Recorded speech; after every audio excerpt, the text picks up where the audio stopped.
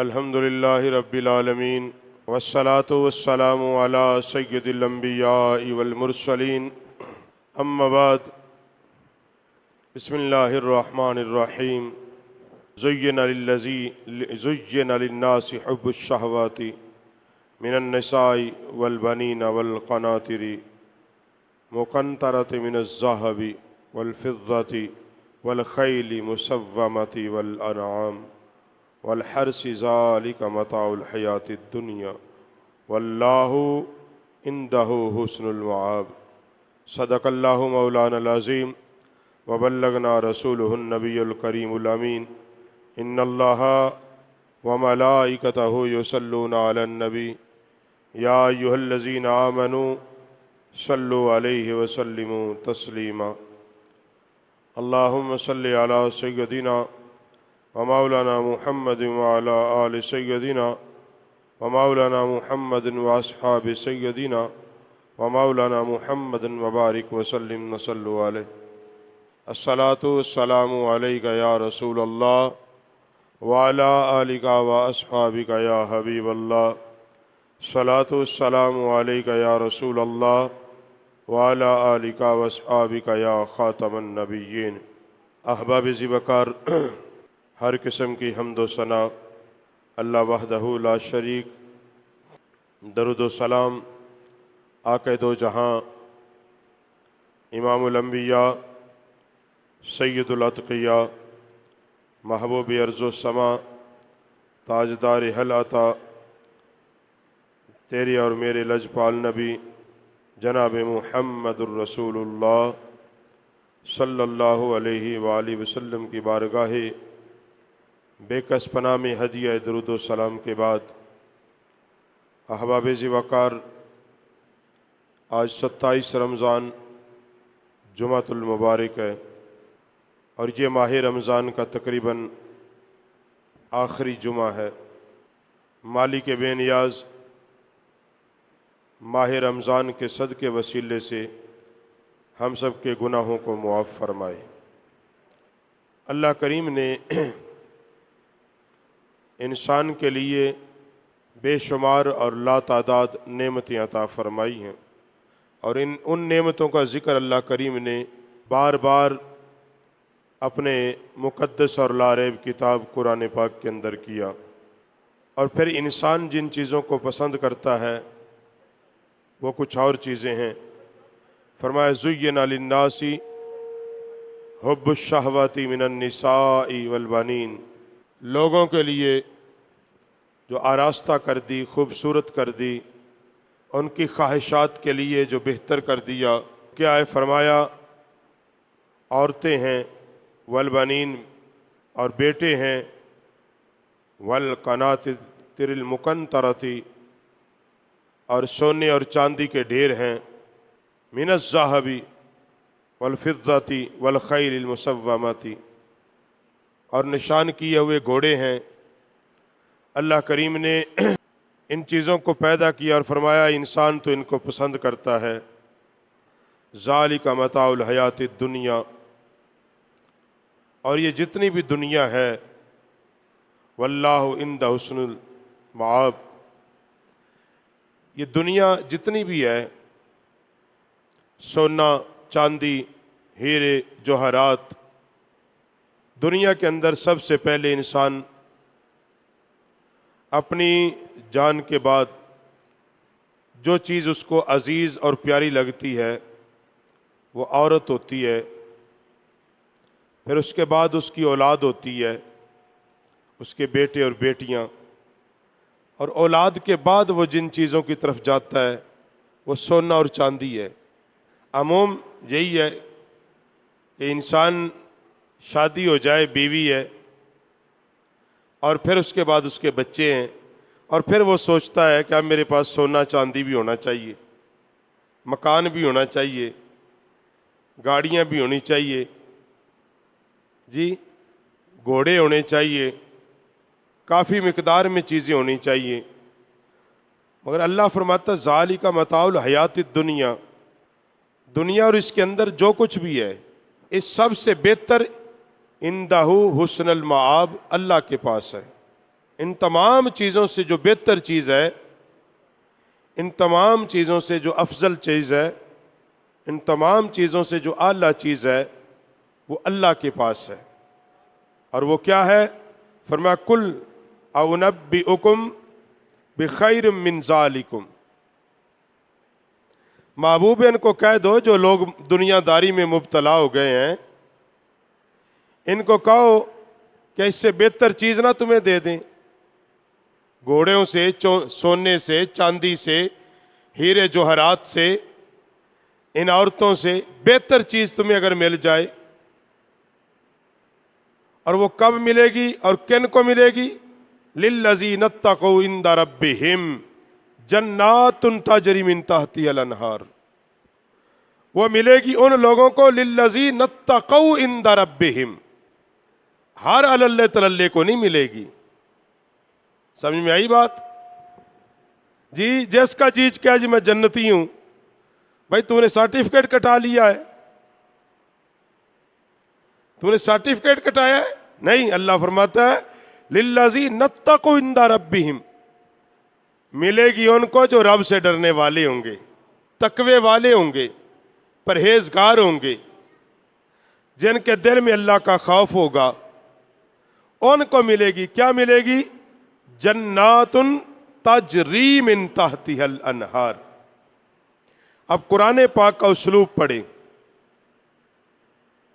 اصل میں ہم قرآن کو پڑھتے نہیں، ہم نہیں پڑھتے،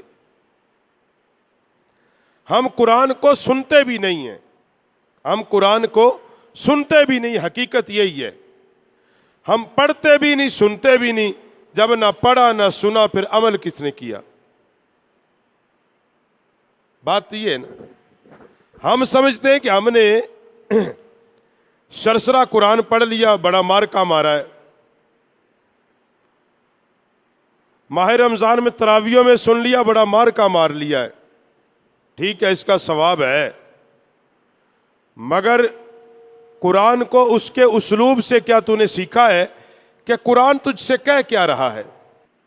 قرآن تیرے ساتھ باتیں کیا کر رہا ہے؟ قرآن ہم سے باتیں کرتا ہے، قرآن ہمیں بتا رہا ہے کہ اپنی زندگی کو اس طرح گزار لو۔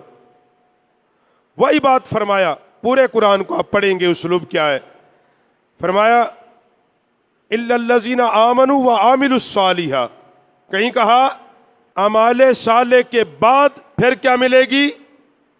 جنات تجری من تحتها، کہیں کہا ایمان والو اللہ سے ڈرو، ملے گا کیا؟ جنت، جنات تجری، یعنی ہر اچھے عمل کی جو جزا ہے، ہر بڑے سے بڑے اچھے عمل کی جو جزا ہے وہ اللہ نے جنت رکھی ہے۔ وہ کیا رکھی ہے؟ وہ کیا رکھی ہے؟ جنت رکھی ہے۔ اور وہ کیسی ہے؟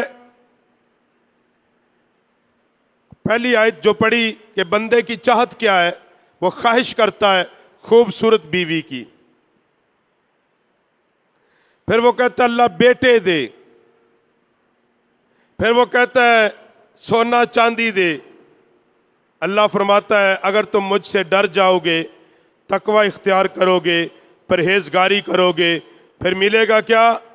جنت۔ وہ کیسی ہوگی؟ تجری من تحتها الانہار۔ یہ پہلی بات، بندہ طلب کرتا ہے دنیا کی آشائش، بندے کی خواہش ہے نا کہ کولر ہے، کولر کے بعد اے سی بھی ملے، میرا کمرہ ٹھنڈا ہونا چاہیے، خواہش ہے، مگر اللہ کہتا ہے تم دنیا میں مجھ سے ڈرو گے، ایسی جنت جس کے نیچے نہریں بہہ رہی ہیں۔ یہ نقشہ ہے، میں مثال دے کر نقشہ سمجھاؤں۔ ایک بڑا صاف ستھرے پانی کی نہر چل رہی ہو اور اس کے اوپر ٹھنڈی چھاؤں کے درخت ہوں، ٹھنڈی چھاؤں کے درخت ہوں، بڑی گھنی چھاؤں ہو اور ان چھاؤں کے نیچے نیچے،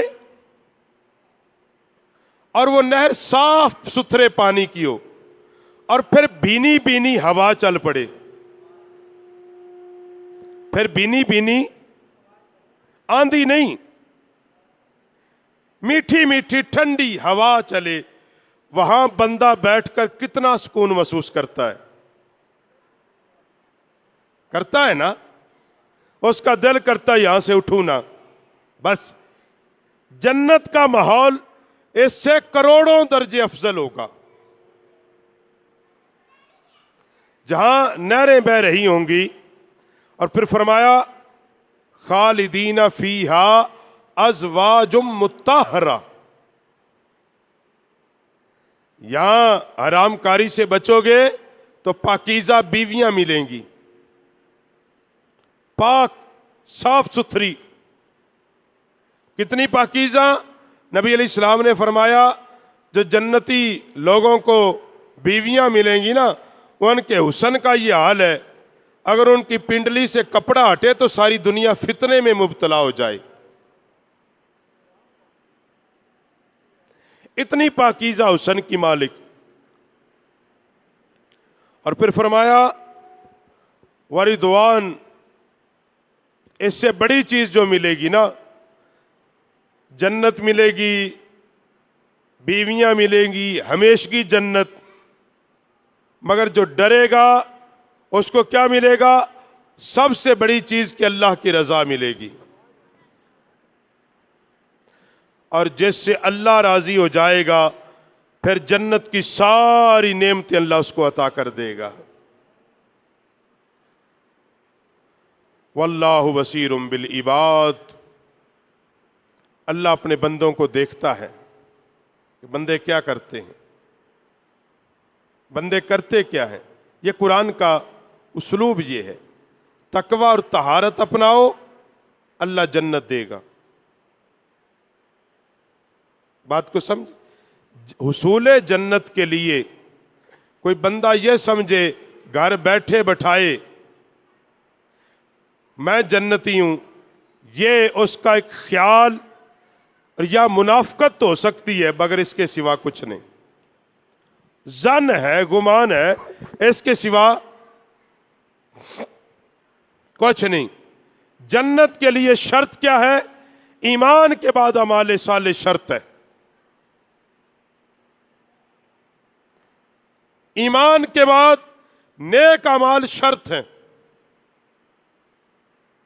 اگر جنت کے لیے نیک اعمال شرط نہ ہوتے تو صحابہ کے لیے تو اتنا ہی کافی تھا کہ وہ رسول اللہ کے صحابی تھے، مگر اس کے باوجود جب جنت کا سوال صحابہ نبی سے کرتے، حضور فرماتے سجدے کیا کرو، حضور فرماتے صدقہ دیا کرو، حضور فرماتے دین کا علم پڑھا کرو، حضور فرماتے جہاد کیا کرو۔ نبی پاک علیہ السلام جس صحابی پہ بڑے راضی ہوتے، راضی تو سب پہ ہی تھے نا، مگر جس پہ کمال درجے پہ راضی ہوتا میرا نبی، اس کے لیے میرا نبی جنت کا اعلان فرماتا۔ نہیں سمجھے؟ اٹھا کے دیکھ لیں۔ دیکھو نبی پاک علیہ السلام سب سے پہلے اپنی اولاد پہ راضی ہوا۔ کس پہ راضی ہوا؟ تو بیٹی کو کہا جنتی عورتوں کی سردار، اپنی بیٹوں پہ راضی ہوا، کہا میرے بیٹے جنتی نوجوانوں کے سردار، اپنے داماد پہ راضی ہوا، کہا علی کی محبت کے بغیر جنت کوئی نہیں۔ یہ پہلا۔ اب آگے آ جاؤ، نبی پاک علیہ السلام عشرہ مبشرہ پہ راضی ہوئے۔ کن پہ راضی ہوئے؟ دیا کیا؟ فرمایا تمہیں جنت مل گئی، تمہیں۔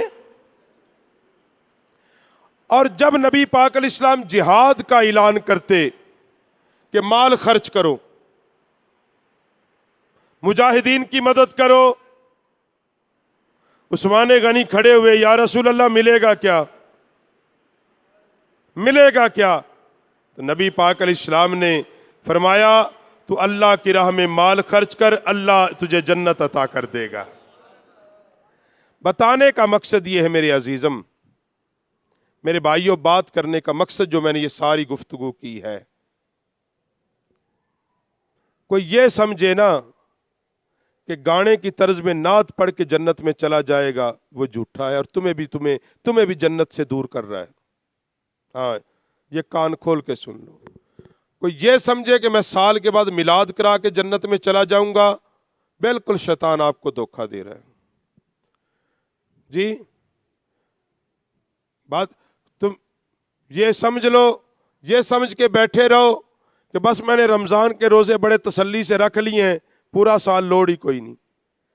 ڈاکے بھی مارو جی، قبضہ بھی کرو، حرام بھی کھاؤ، شراب بھی پیو، زناکاری بھی کرو، بدکاری بھی کرو، بے حیائی بھی کرو، سارا کچھ کرنے کے بعد دعویٰ جنت کا کرو، یہ فقط شیطان آپ کو دھوکہ دیتا ہے۔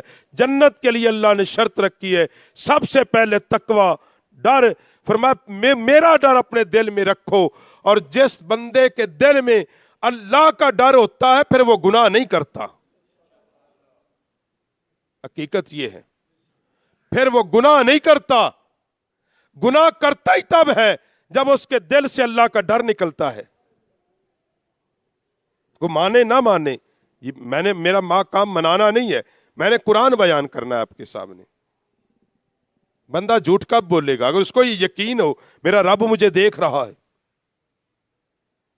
میرے کندھے پہ فرشتے بیٹھے لکھ رہے ہیں، قیامت کے دن پیش ہوگا، ایمانداری سے بتاؤ کہ جھوٹ بولے گا؟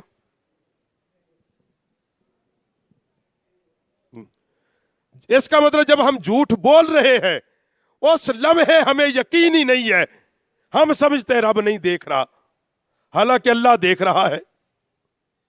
اللہ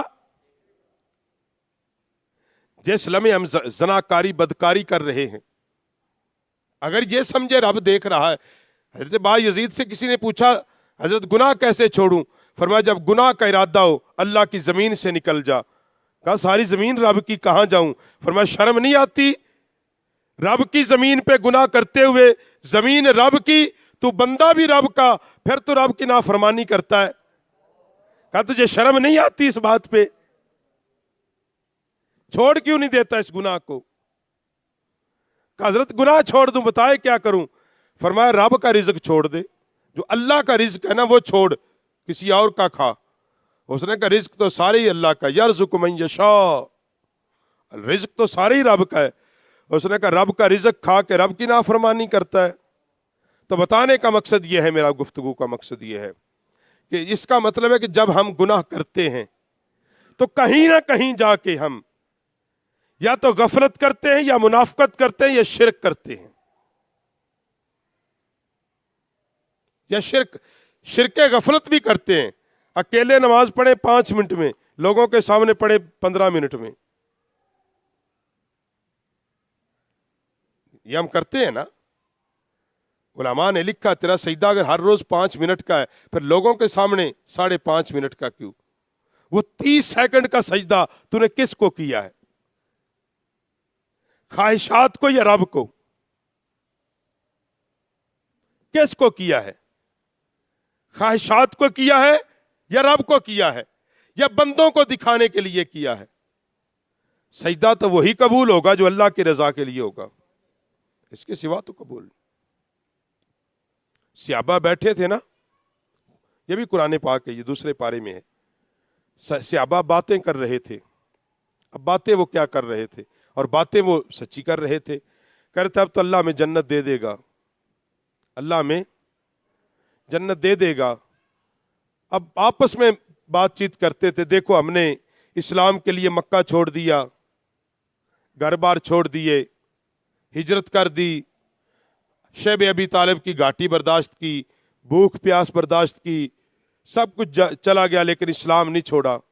نبی پاک صلی اللہ علیہ وسلم اپنے در دولت سے نکلے، صحابہ کی گفتگو سنی، حضور نے گفتگو سنی، جواب کوئی نہیں دیا، اللہ نے اپنا قرآن بھیج دیا۔ فرمایا محبوب تیرے غلام بڑے خوش ہیں، کہتے جنت میں چلے جائیں گے. محبوب ان کو سمجھاؤ جنت کو اتنی سستی کوئی نہیں، ایسے ہی نہیں جنت میں. ان سے پوچھو کیا پہلے لوگوں جیسی مصیبتیں تم پہ آئی ہیں؟ تم سے پہلے لوگوں پر جو مصیبتیں اسلام کے لیے آئی، دین کے لیے جو برداشت کی، کیا تم نے وہ مصیبتیں برداشت کی؟ صحابہ نے عرض کی یا رسول اللہ وہ کیسی تھی؟ میرے پاک نبی نے فرمایا وہ ایسی تھی کہ ایک بندے نے کلمہ پڑھا، جب کلمہ پڑھ لیا نا سارا کفر خلاف ہو گیا. اس کو پکڑا، اس کو کہا دین چھوڑ دے، اس نے کہا نہیں چھوڑوں گا. اس نے کہا چھوڑ دے، نہیں چھوڑوں گا.